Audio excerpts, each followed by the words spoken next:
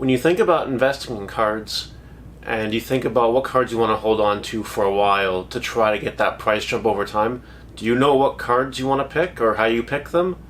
This video might be for you.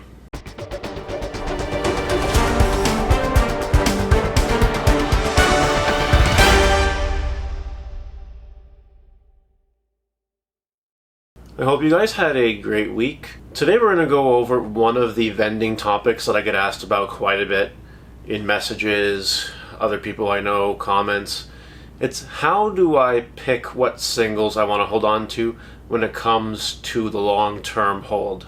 As mentioned and hinted and discussed in other videos, I do have the company put substantial money towards singles just to hold on to, because eventually I feel like they will go up in price. We're going to go over a few of the strategies and things that I look for when I pick the singles, and we'll just dive right into it and even look at some results. My first example and point are these Ultimate Rare Chaos Dragon Levianeers. Fun fact, I have to go sell these in about 15 minutes and deliver them. So we're making this video right now because of it, but that's fine, it's not a big deal. So what's the story with the Chaos Dragons? Well, I bought them on eBay between $45 and $50 each, I want to say. This was a few months ago. Why did I buy them?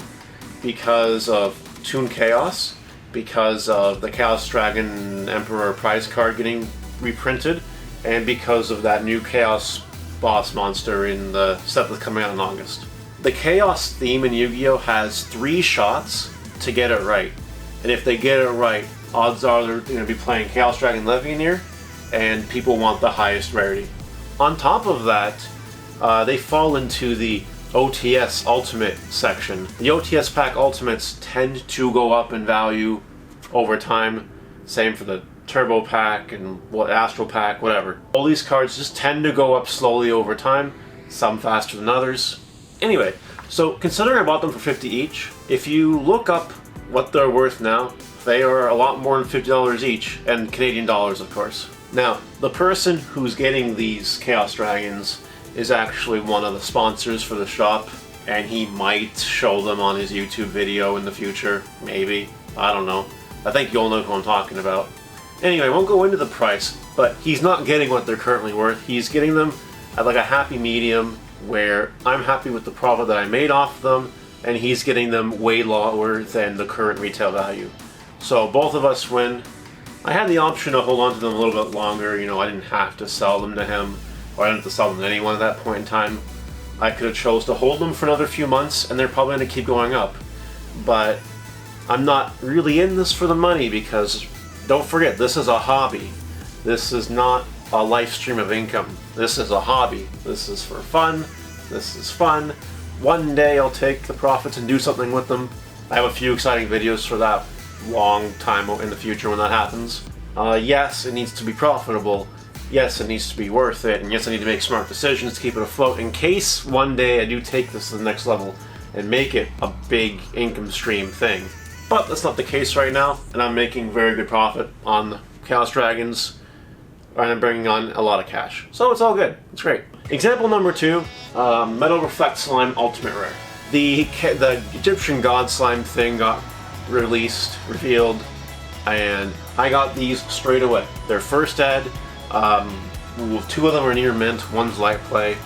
But I got them, bought them on eBay right away in the 30s, and now trying to find them, you know, online, Canadian, a lot more than $30 for first ed near mint or first ed light play Metal Reflect Slime Ultimate Rares. I don't have any plans on selling them in the near future. I'm actually going to hold on to these ones until Egyptian God Slime comes to the TCG, because as soon as that happens, they're going to just shoot up in price, and that's it. They also fall in the category of the old school anime, as well as old school Ultimate Rares. Those cards just also tend to inflate up in price. So definitely a good pick. Nothing more to say about that. Example 3, and the last one I have a prop for, is this page of Charizards you see. Charizard's my favorite Pokemon. Charizard is objectively the best Pokemon, just saying. Definitely overinflated by Nintendo, but that's whatever. Charizard has a lot of nostalgic value. Old Charizards, for the most part, are expensive. Old Charizards, for the most part, go up in price. So when I get them for good prices, I get them for good prices. They sit in this binder. Some of them sit at home. Some of them sit somewhere else. And just gonna slowly collect them, hold on to them. One day, when I'm in my older years, you know, maybe 20, 30, 40 years from now, I will sell them. And they will be worth a poop ton of money, because old school cards just shoot up. I don't even have to do that. I like Charizard. I can just hold on to them till I die, and I probably wouldn't care. But the point of the video is you want to resell these cards later. These are like long-term investment later. Like years, dozens of years into the future. I'm playing the really long game with some of the singles I do decide to buy, and some of the singles that the business decides to buy. So just keep that in mind. You know, sometimes it's not about even a 1 year, 2 year, 3 year flip. Sometimes it's beyond that, and that's fine as long as you can financially support it. The last type of cards I want to mention are the banned cards. Banned cards are usually dirt cheap, and you can usually get them for a good price. Literally, it's like the penny stock game with some of them. All it takes is a card to get unbanned, and then woohoo, sometimes it just explodes. That's really all I have to say about that. I personally will choose to go for either the lowest end stuff that just gets thrown in for free, or I will try to get the higher end rarity of the banned card in question. If I get them for nothing, it's free money later. If I get the rarest version and it gets unbanned, wonderful. The rule applies for limited and semi-limited as well. You know, cards that are 1 that could go to 2, 2 that could go to 3, and it also goes for other card games as well. So to summarize a few lessons from this. Number 1, I like to go for cards that will get better with future support coming out. I'll also look at cards that have a lot of like value in the card text and the card's abilities, that maybe it can be abusable at some point. A good example of this is this Elder Entity card, Nitis. Sure. Anyway, card is straight trash, but I was sticking these in for my forever box whenever I got them, because I had a feeling that someday there would be some way to abuse this particular layer of text. Sure enough, Dragmas are the answer, and these cards are going up in price. There we go.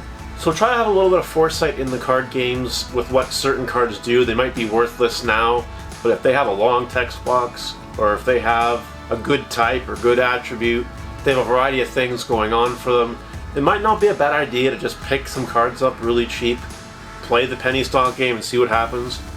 Worst case scenario, nothing happens. Spend pennies, dollars, whatever. Best case scenario, they explode, and that's always nice. And then the other thing you want to go for are older cards. These can be the older anime cards. These can be the older rarity cards, you know, the old ultimate rares, old ghost rares now. Those things will only go up in value. Old secret rares too. With these cards, you have to play the long game. You need to wait for something to happen for them to explode, or worst case scenario, they'll just slowly go up. You know, maybe 5-10 years later, they just go up because that's what they do.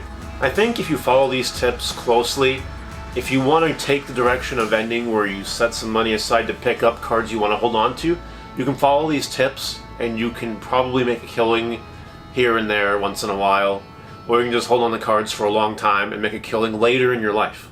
Hopefully that helps. Let's go to the rest of the video now. Did you guys know that I can make food?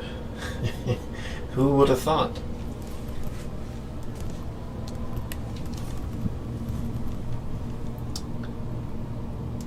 This pasta here, just cut up some tomatoes and some broccoli, get a little veggie, get some veggies in there. I don't even know how to talk about food. I'm gonna break some eggs, and we're gonna cook that with the pasta. And then after that, we're gonna cut up some cheese. And it's gonna make some nice cheesy goodness in the pasta with the eggs. We'll see how that turns out. I have not perfected cooking and camera at the same time, not like Ryan, but it's done. It looks pretty good. Yeah, go me.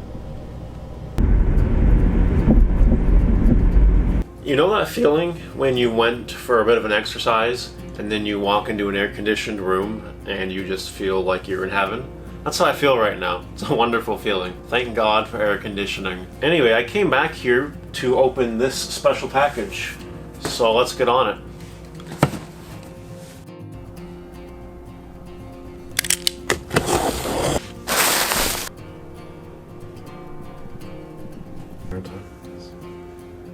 Well, there you have it. That is the next step towards our streaming goal. The idea is I was going to start by streaming Nintendo Switch related things and whatever else that people wanted, you know, maybe Halo. There's been a big Halo buzz in the community.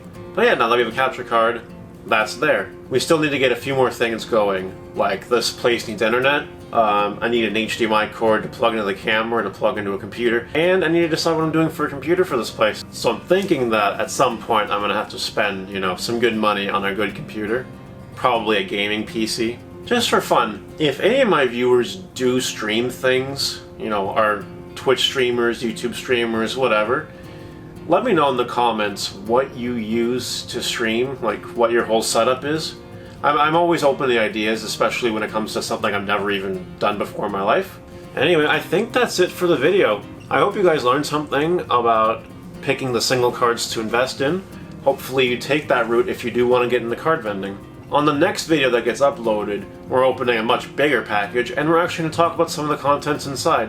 So you can look forward towards that. Anyway, I'm out. I'll see you guys later. Stay safe, as always.